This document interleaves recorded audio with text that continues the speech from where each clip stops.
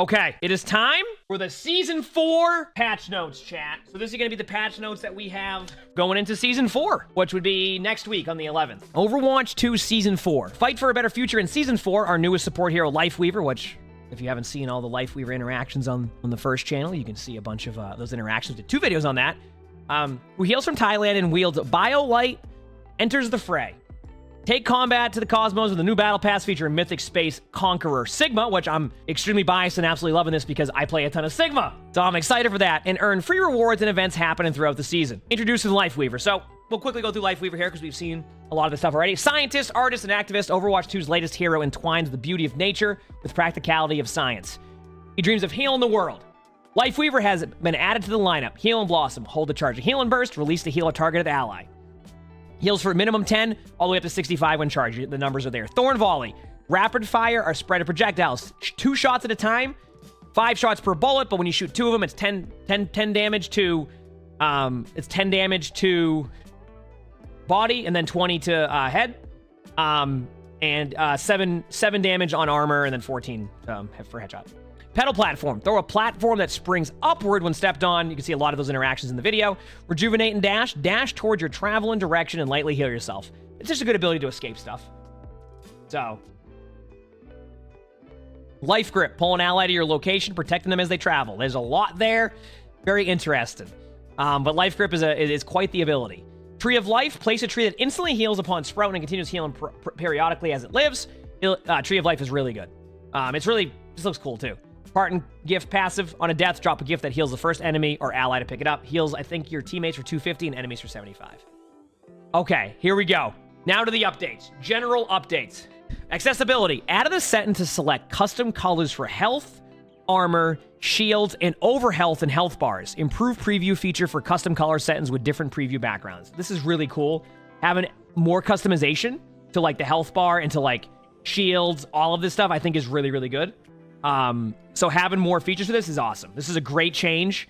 I know a lot of people are going to like that, and it allows you to customize your UI even more, which is really, really cool. So this is a good addition to the game, and I think it's going to be awesome to see that. Next one here. This is also an interesting one. Stranded spawn system. Regrouping with your team after getting stranded in a spawn room has never been easier. Spawn rooms that shut down due to capturing or losing an objective will now remain partially active for 7 seconds. While you still can't change heroes in these spawn rooms, other new features have been activated. In these stranded spawns, the doors remain locked to the opposing team.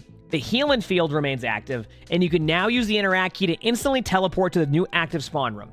So I tested this out a little bit on Gibraltar. Basically, it will give you an interact key, and if you hit the interact key, you go back to the new spawn. So now you really can get staggered as long as you hit the button within that 7-second window. This allows for you to go back, and if I'm correct, I think you can do it on attack too. But I didn't test that, but I think Marbler mentioned to me that you can do that on attack also. So what this does is this allows you to basically not get staggered. It's an issue on maps. It's where you get snowballed. They can make certain maps feel like they're unplayable if like your team doesn't regroup. So this helps a little bit with teams that don't regroup, and now gives you more opportunity to retake. I think it's a good change. I have to see how it plays. I might not like it on some maps. I think it's going to be awesome for the most part, though, and I'm actually think it's a great addition to the game. In my opinion, that's really, really good.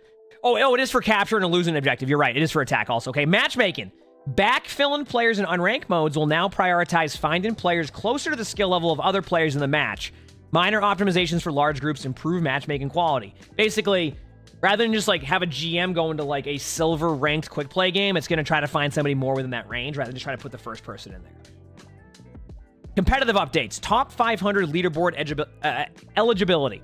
Players will now be required to win 25 competitive matches before being eligible to enter the top 500 leaderboard for a specific role, queue, or region. Talk about this very quickly for a second here.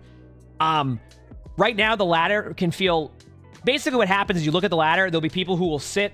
They'll play the first week of the season, they'll play 25 games, and they will sit on that 25 games the whole season. They don't have to play any more games. And especially with the new decay coming in, like, this allows, or no decay, that is, sorry. This allows for people for the ladder to be a bit more competitive. Basically, you don't have players just sitting there on 25 games played, 30 games played, don't play the rest of the season, log on an alt account, and never have to climb from that spot or leave that spot. So it's actually a good change for the leaderboard, makes it a bit more competitive.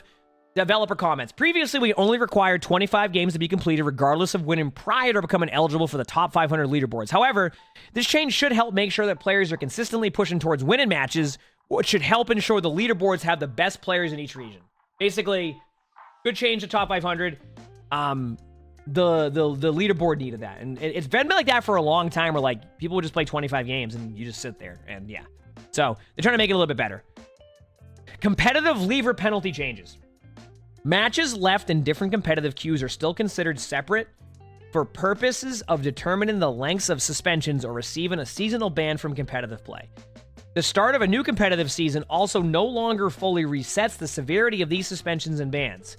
This should hopefully prevent players from leaving competitive games at the end of a season without facing meaningful consequences at the start of the next. Matches left in competitive play will also have a more negative effect on a player's skill tier and division after a 5-win competitive update. Basically, what they're trying to do here is don't leave games. They want to make the penalty harsher, and they want to make it so, like, if you leave games, it's going to be just don't leave games. Obviously, that's going to be a pretty good change. Competitive point reward changes. This is actually interesting. The number of competitive points rewarded for a win in competitive play have been changed from 15 to 25. Good change. Listen, people want golden guns, and the lack of competitive points sometimes can make it really hard to get competitive guns sometimes. That's a good change. So now every win you get is an extra 10 competitive points. Does it seem like a lot, like just looking at one game? No, but when you add that up over time, over like 100 games, say you win 50 games, that's what, an extra 500 competitive points, if I'm correct in the math there, right? So like, it adds up over time. You win 50 games, it's an extra 500 competitive points that you're getting in comparison to before. The number of competitive points earned from seasonal challenges based on your final seasonal rank has also been updated. Games played after your last competitive update during a season will still count towards your final seasonal rank. You must still compete in the season's competitive play qualification challenge to receive bonus competitive points. So, for players in all ranks here, this is actually a good change for a lot. It's just a good change. You ready for this? Guess what? If you're in bronze, you finish bronze, you get 300 points now instead of 65. All right? If you're in silver, you get 450 points now instead of 125. If you're in gold, you get 600 competitive points instead of 250. If you're in plat, you get 800 competitive points instead of 500. If you're in diamond, you get 1,000 competitive points instead of 750. If you're in masters, you get 1,200 instead of 1,250. And in grandmasters, you get 1,500 instead of 1,750. Now you go, why are they changing that in GM and masters? More than likely, it's just a lot of competitive points. And with the new change to the wins, they expect that you'll end up getting more competitive points anyway. That's my guess on that. Yeah. So for most ranks, you're getting a boost in competitive points, which means you're more likely going to be able to achieve a golden gun. So not only do wins bring you extra competitive points, pretty much minimum now, if you play ranked, even if you're in bronze, you get 300 points a season. So it's a good change. Competitive challenge titles. Seasonal competitive titles earned from challenges now distinguish between whether they are earned in open queue or roll queue. For example, ending in diamond rank in open queue will earn the diamond open challenger title. Ending in diamond rank in roll queue will earn the diamond roll challenger. So this means that a lot of people were hitting tab and going, there's a top 500 on the other team. This is awful. What is going on here? I cannot believe there's a top 500 in the game. But to get top 500 in open queue is a lot easier than in top 500 roll queue. So a lot of the times you would think that the person on the team was top 500 in roll queue, but in reality they just played open queue and got top 500. So they're fixing that. The goal of these changes is to prevent confusion about a player's rank from the previous season if they participate in multiple competitive queues. Oh, I should have read the dev comments. We continue on. Competitive match rank. The initial loading screen that shows all the participants of competitive matches will now show an icon at the top of the screen representing the skill tier and division of all players in that match. I like this change. This should provide players with a better comparison of their own rank to other players in the match. So now when you load into a game, you will see an icon at the top of the screen that shows you the average skill tier and division, which means you're going to have a better understanding of like what the matchup is in that game. Now, I know a lot of people are going to like this. So for anybody, I'll explain this. Seasonal rank decay removed. Starting with Season 4, a player's competitive rank will no longer be reduced at the beginning of a season. Furthermore, the effects of this reduction of rank from previous seasons will also be removed. Depending on how many games they play during the previous season, most players will see their skill tier and division increase. A player's skill tier and division at the beginning of Season 4 will now closely match the matchmaker's estimate of your current skill. So you know how we talk about the hidden MMR and like how you'd be in games where you see like a silver, but it's because they didn't play enough games? No more decay. So whatever you finish at the end of the season now, guess what's going to happen? At the beginning of Season 4, it might shift a little bit because they're now matching it to like the hidden MMR. But overall, your rank's going to stay the same. So now you can climb. Developer comments. The previous seasonal rank decay was causing considerable confusion for players, who would see players in the competitive games who do not appear to be of a familiar rank, or a similar rank. Similar rank. What am I saying? Often these players were actually of similar skill, but they had not played enough games during the season to compensate for the initial decay. So basically, now you won't have to worry about that. You will actually see what your teammates' ranks will be, or what your rank is going to be. It's going to match, and it's not going to be like two different MMRs. Well, there'll be two different MMRs, but they'll be closer. It will represent what you have there. Competitive skill update and progression. Both the competitive progress and competitive update screens will now include information about a player's loss and ties as well as their wins. So now you can see if you lose. How's it going, Megan? The competitive update screen will now also provide players with an indication of their current percentage progress within a skill division. Thank you. Thank you. That change right there, in my opinion, is huge. Players need to see that progression. That is a good change. Now you're going to have an idea how close you are to rank it up. It's not going to quite show you. That is a good change. I like that. I think having progress to show where you're at, how close you are to ranking up, is so key to that. That's a good change. This will hopefully make it more clear how the results of games played during the update affect a player's skill tier division. I like that change. You're talking about this change when the system came out? Oh, right from Season 1, I was asking for something like this. Like, right for Season 1, when I reacted and saw how it looked, I'm like, they need to add some way to show your percentage progress. Otherwise, players are going to be wondering what their rank is. I am glad to see they've added that. It is possible for players to have a positive win-loss record, but not go up a skill division because the progress occurs entirely within a single division.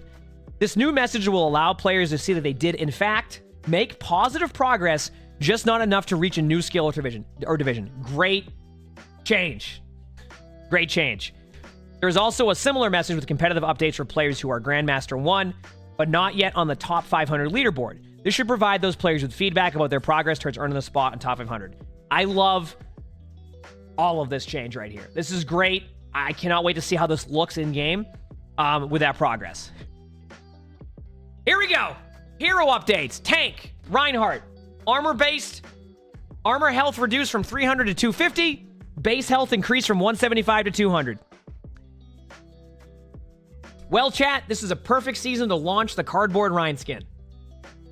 Because anytime we see Ryan's armor get reduced, you know what happens? Ryan essentially is the equivalent of the cardboard Ryan skin. So, perfect season to release that cardboard Ryan skin, because I think Ryan might struggle a little bit still. I think, but the reason why they have to make this change is because I'm sure Reinhardt's win rate across like some ranks is absolutely dominant. So they have to make that change.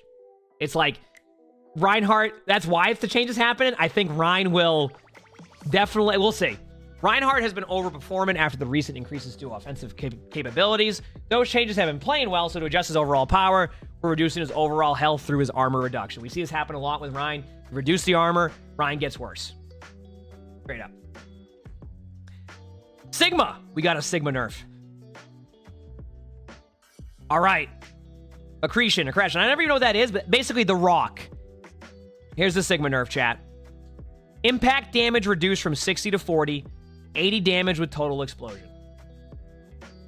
Knockdown duration increased from 0.8 to 1.1.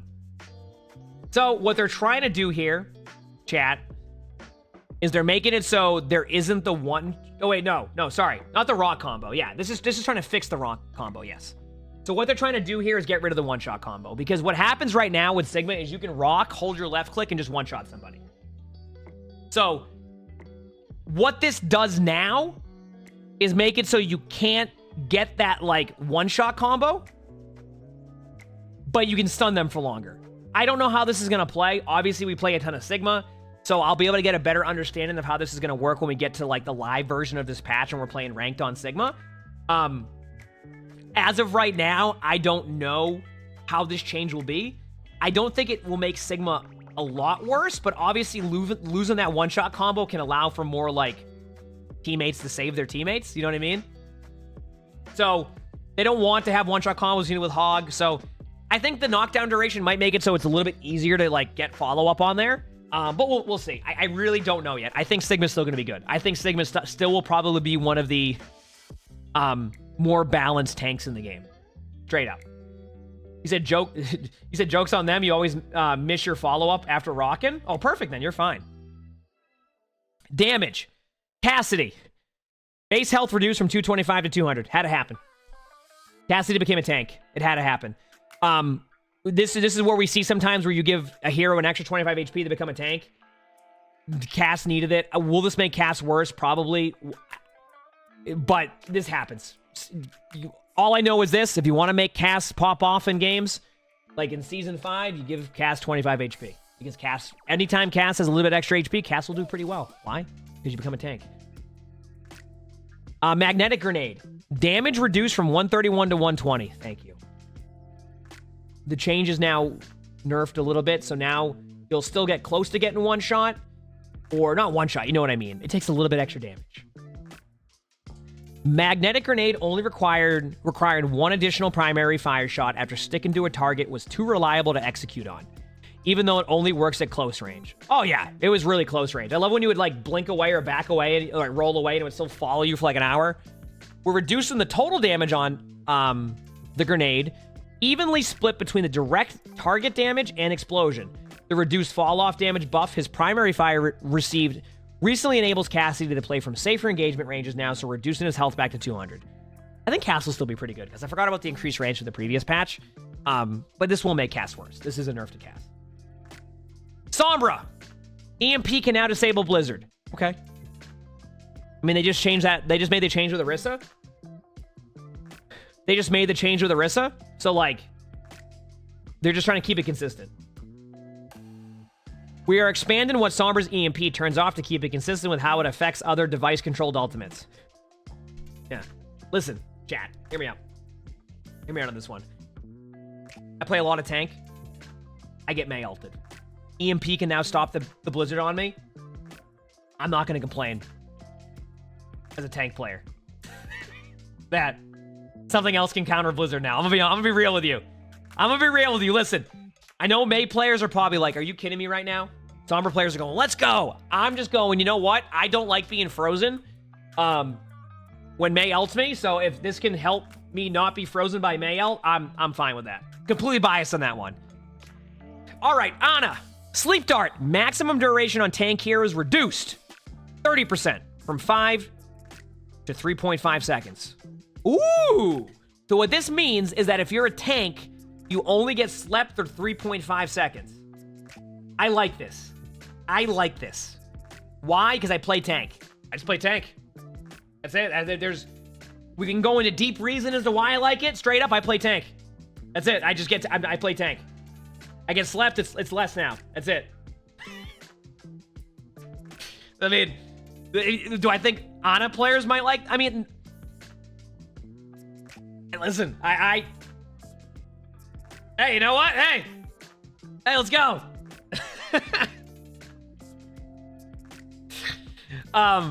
Developer comments. We've been watching how effective Sleep Dart has been in 5v5 gameplay. It hasn't been overly disruptive as a whole, but since it's significantly more reliable to land against tank heroes due to their large hitboxes and even more valuable to do so with only one tank in the field, we're reducing its maximum duration against those targets. Here's my take on this, like real take. We'll just have to see how that plays out. If Anas feel like they just can't stop tanks anymore and tanks are able to go into their backline and catch up to them a lot quicker, they might like change this or like adjust how much time it is. But yeah. All right. Brigitte, as you saw in the trailer video, Brigitte has a Reinhardt shield now, essentially. Rally. Brigitte now gains 100 restorable armor health pool for the duration of Rally. Brigitte no longer gradually builds temporary health like her nearby allies. Wait, armor? Oh, Brigitte does. Okay. Rally now upgrades her barrier shield, increasing both its size and health. Barrier health increased from 300 to 750 during the ultimate. During Rally, Shield Bash now impacts multiple enemies and briefly stuns them. They put this on a patch note. They put this on a patch note for tank players here on purpose, right? They're like, hey, we're going to show you that you're getting sleep darted less. Also, we brought Brig stun back. Just want you to know. I have to see how long the stun actually is. I have to definitely see how, like, long the stun is. I don't like the idea of hearing that Brig has a stun back on the ultimate. Granted, it's on the ultimate, so it's a little bit better than it was in Overwatch 1, where it's on the bash consistently. I don't know how I feel about the bash back. I just have to play against it, and then I'll have a better idea. So you'll probably know pretty quickly how I feel about the stun when we get into a game. It's either going to be a swell treat, or I'm going to be getting stunned the whole time. Bonus movement speed reduced from 30 to 15%. I like that they reduced the movement speed. That way, you can kind of at least, you know, back away a little bit. We're just going to see. Like I said, I hear the stun. I'm not a fan of that. I will be honest with you. It's an AoE stun exactly, too. Multiple enemies. I'm not a fan of that. But I want to see how it plays first before I can even, like, it might not be as strong as I think it is, but I have a feeling it's going to be pretty strong. Especially when Brig is, like, Brig in current ultimate, even though it's not the, like, you don't really break Brig's shield a lot, right? So, we'll see. I'm very curious to see.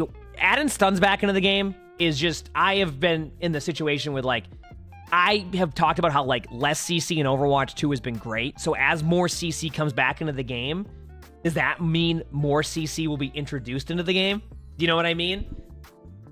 So that's kind of where I'm at with that. It's like, if this means that we're going to see even more CC be introduced, it's kind of like, oh, I know it's on an ultimate.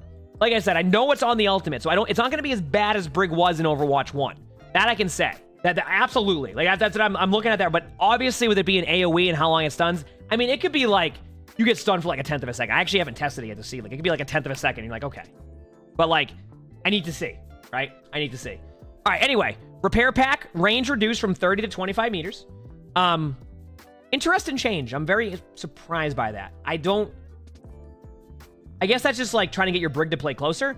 Rally lost some of its power with a change from granting allies additional armor to temporary health, and overall took a relatively long time to build up its defensive benefits. This rework is intended to keep it as a defensive ultimate ability, but with a more immediate impact due to gaining an increased armor health pool up front and the enhanced barrier, which can be utilized to block for teammates while their temporary health builds or interrupts enemies with the stun. Here is the one thing that I will say about Brig. There's some changes here. The ultimate might be really OP. You might get stunned a lot. But you know what? If you're playing Brig, though, or playing against Brig, how hilarious is it going to look seeing Brig hold a Reinhardt-sized shield? I can't wait to see that. That's going to be awesome. You know what? Listen, at the very least, if a Brig is rolling you now, Brig is running at you with a giant, like, window-sized, like, I'm talking like BAP window-sized shield, okay? You know, why not? Right, at least when it happens, you look and you're going, that's kind of, at least Brig looks cool doing this right now. You know? All right, Mercy. Let's see what we got here for Mercy, because we had a lot of major Mercy changes last time. It's like a garage door size shield. Perfect. Here we go. I am concerned about Brig's end comps, though. I hope that doesn't bring Brig's end comps back, because as a tank, Brig's end is not fun to play against. So, okay. Healing per second increased from 45 to 55. Healing is no longer increased for allies under half health. All right, I don't even have to look at the developer comments to see this one here. I think what this is they tried the half health thing. People were getting burst healed way too much below HP, so people didn't like playing against that. And they didn't want to make it so they got rid of that and then didn't bring the healing back. It very much seems like they just wanted to keep the healing consistent across the board now to get rid of the burst heal, while also bringing the healing back to what it was, because they didn't feel like the below 50% worked.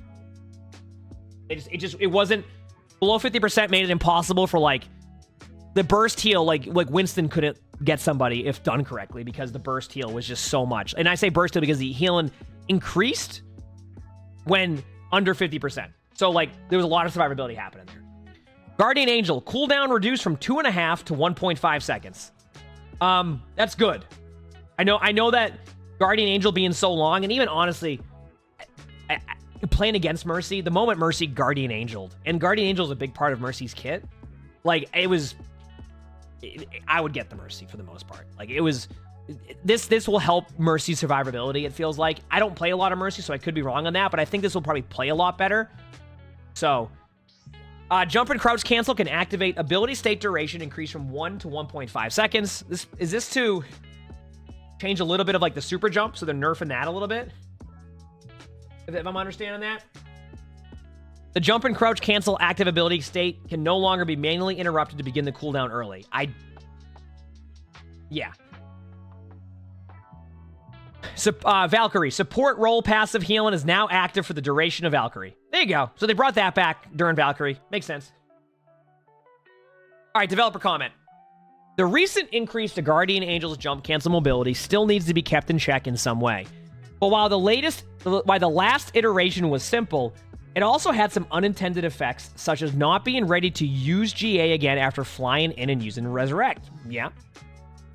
This revision provides more flexibility and allows Mercy to opt into an additional 1.5 second cooldown when using the increased mobility from the jump/crouch cancel options or otherwise waiting for the base cooldown. Basically, the cooldown was too long. The increased healing multiplier condition of the staff was intended to help Mercy players feel more agency in trying to save critical health allies and to add depth to the healing mechanic without changing the total time to heal full health. I do want to say one thing here, chat. I do want to say one thing here, okay? I like that they're explaining why they made the change. And then explaining why they're not going with that change. I do want to say that. I like that they're explaining why they made the change. Like, this is like the reason behind why we did this. We wanted it to be, this is what we thought could happen or why it could work. Now, this is why we're changing it. I like that they do that now because it allows to like at least understand like kind of like the process of the hero changes. However, the overall rebalance of the healing values received significant negative feedback, both from those playing as Mercy and those playing against it. See, I can't comment on like how that felt as like playing Mercy, so I don't know how it felt playing Mercy when you had the burst healing. I do know playing against it was a little bit difficult because it was just like you couldn't do enough damage most of the time to be able to get somebody down, so they would just go right back up. But I can't like comment from like the healing side of it because I didn't play Mercy as much with that. There wasn't a satisfying middle ground where we could reduce the potency of this effect while still having it feel impactful. So we're reverting it. Well, there you go. All right. Moira. Fade can now be activated during Coalescence. You've been begging the devs to buff Moira as much as possible, finally. Yep, I know everybody's been looking for this. All right, chat. There you go. You can now fade during Moira ult. Get ready, chat. Get ready. This is going to be a good one. Coalescence. Bonus movement speed reduced from 50 to 40%. I guess that's probably because you can fade now. Biotic Grasp. Lingering heal duration increased from 2 to 3 seconds. Wait, you heal for like a little bit longer now with the lingering heal? Or does that make it worse? I don't understand how that works. Does it make it better or worse? Better? Better. Yeah, that makes it better. Much better. Yeah. Being able to use Fade during her Coalescence ultimate gives Moira more playmaking ability by being able to reposition even more quickly and avoid potential threats with quick reactions. So, just to point this out right here, this means that a lot of players would just try to be in the back line and try to ult into a team. They would use their ultimate and they get immediately stunned. So this allows for you to be in their back line now, use Moira ult, and fade away into your team to accidentally heal them as they move forward. And do damage to the other team. So, due to the more spread out playstyle of 5v5, we're increasing the lingering heal duration from our primary fire, meaning that we'll heal more in total. You know, sometimes before I ask these questions, I should probably read the developer comments because it says right there, we'll heal more. I'm like, chat, does it heal more? Meanwhile, oh yeah, by the way, it will heal more. Well, there's your balance changes. So chats, I do want to point something out because people might be like, wow, these are the only balance changes we're seeing. I'm going to be honest with you, okay? I believe the most recent season of Overwatch 2 was pretty balanced. Yes, there were strong heroes. And yes, like there could be more changes, but overall it was a pretty balanced season.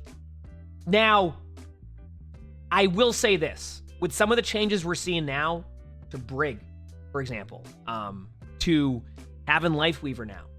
Generally, when a new hero is introduced, right?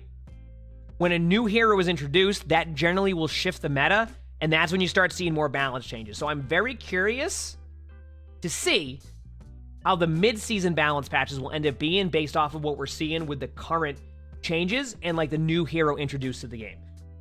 So they didn't specify if Moira Fade removed ultimate. I can say that I have tested this, and I actually have a recording of it that we're going to probably put with this video, if we do still have it, of Moira using it. You keep your ultimate. You keep your ultimate. You fade, and you still have your ultimate.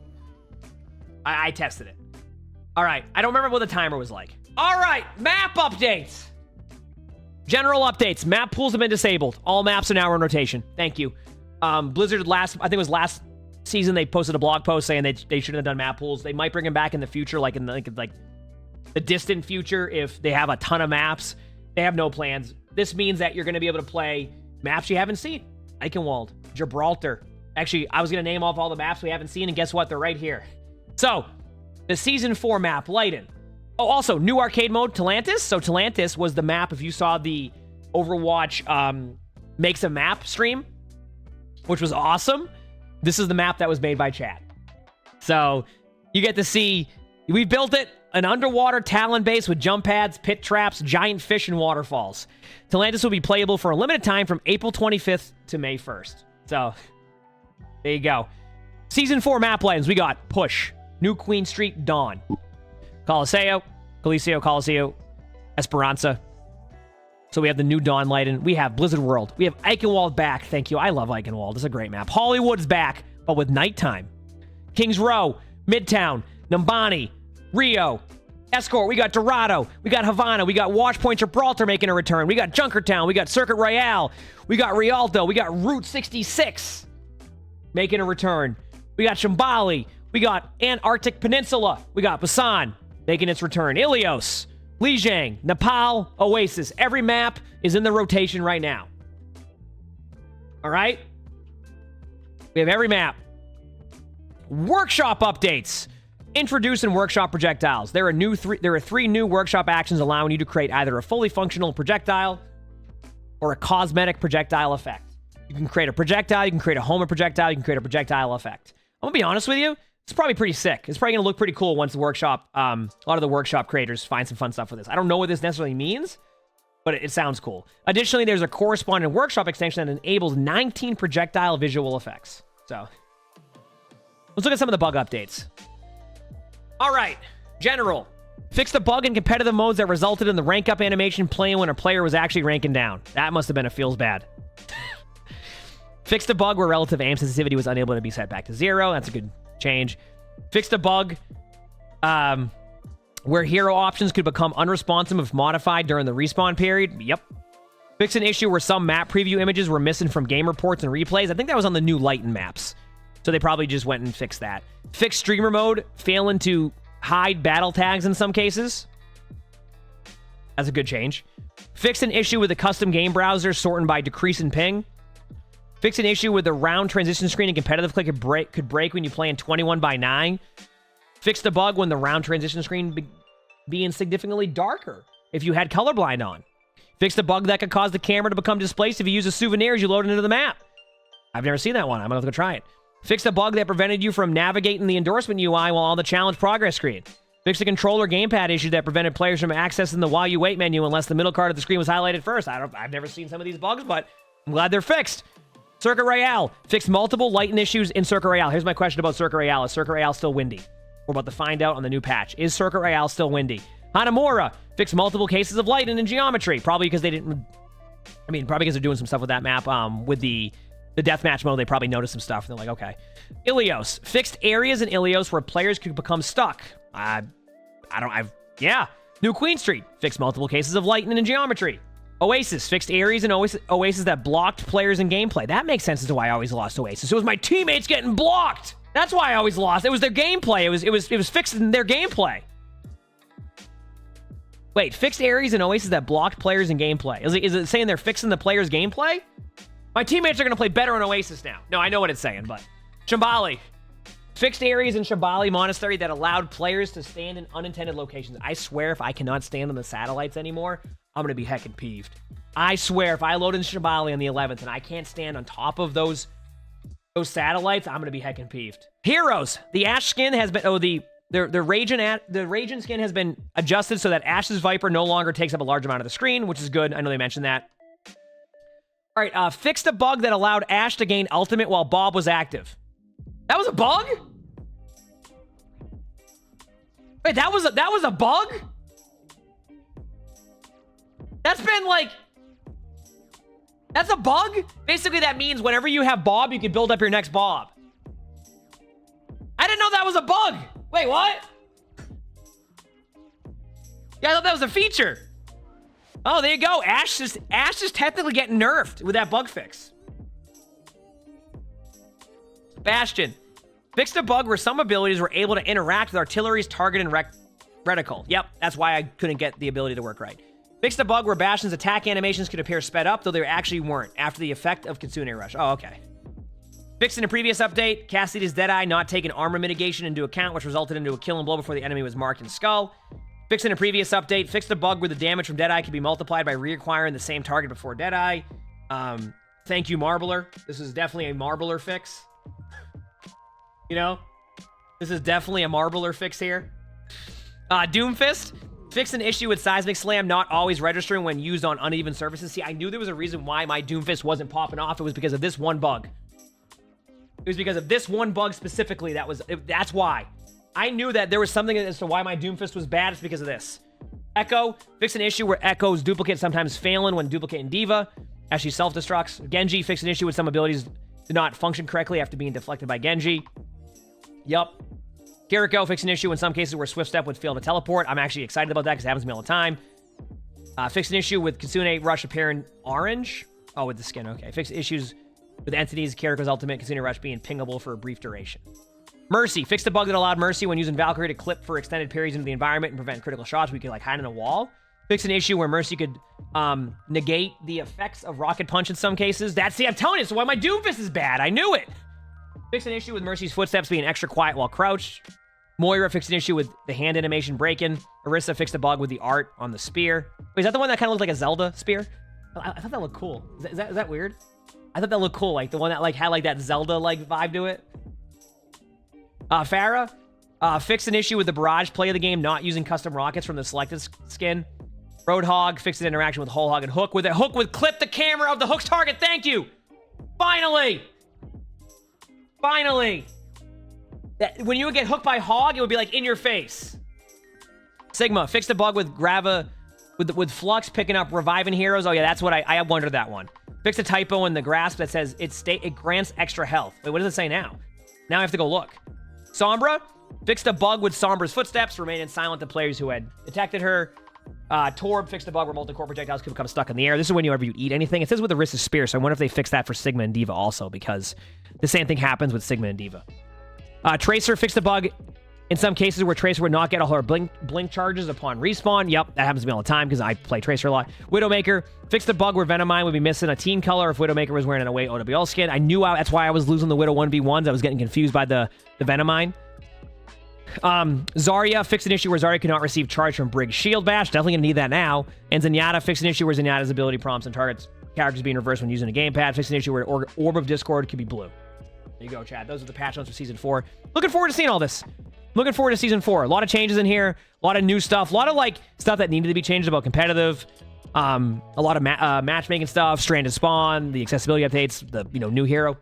It's pretty cool patch. I actually think this is a solid Season 4 patch/update. If you like this video, make sure to hit the like button if you like this video by liking the channel, the video. Sub to all the YouTube channels if you haven't. We have awesome videos on all three. And I hope you all have an amazing day/night.